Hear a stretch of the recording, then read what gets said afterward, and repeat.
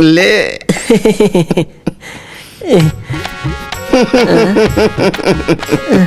हवलदार शेर सिंह के अनुमति के बिना यहाँ एक खन मूसवा नहीं खुश रह सके। और ते कैसे खुश रहथस बेटा प्रेम कुमार? गलती हो गई सर। आए गलती? ये ड्यूटी आए टाइम में के बज गए रे? 12 बज गए सर। 12? हवलदार शेर सिंह के नाम सुन के अच्छा के 12 बज जाते। तते कौन खेत के कांदा उस बेटा? ड्यूटी एक टाइम में मिल गए इस मंटोरा का होइस रे? बीच रोड में मोर हाथ लधली सर। तहन का होइस रे?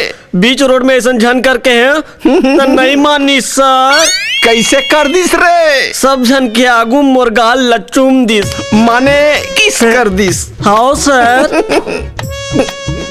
गोविंदा सर। तैमर रोए के का बात है रे? काश में तोड़ जगह होते रे। तो कैसे कट डालते हो सर? यहू कोई बताए के बात है रे?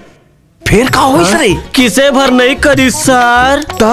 कांदा खवा का एक जीत कर दी सर। तो खवा नहीं देते रे हलाल। कहाँ खवाते? यही मेरे खड़े खड़े खवा का है ता। तो खवा नहीं देते रे कोड़िया हलाल। काश में तोड़ जगह होते हो रे। तो कैसे करते हो? खवाते हो नहीं रे कांदा। तो हूँ अजीब गोटिया था सर। यही ड्यूटी के बेर कहाँ खवाते हो कांदा? हाँ, समझ गया। फिर का होइस रे?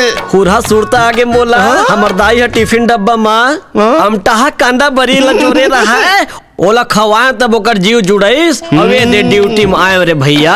महू अपन जवानी में हवलदारी पाड़ूस न कांदा खवाए बेटा। छोड़ तोर 20 साल वाले बस यहाँ कांदा ला।